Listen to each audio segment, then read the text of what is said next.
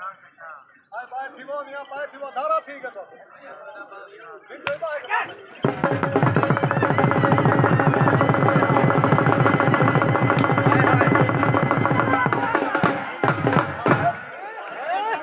आवाज़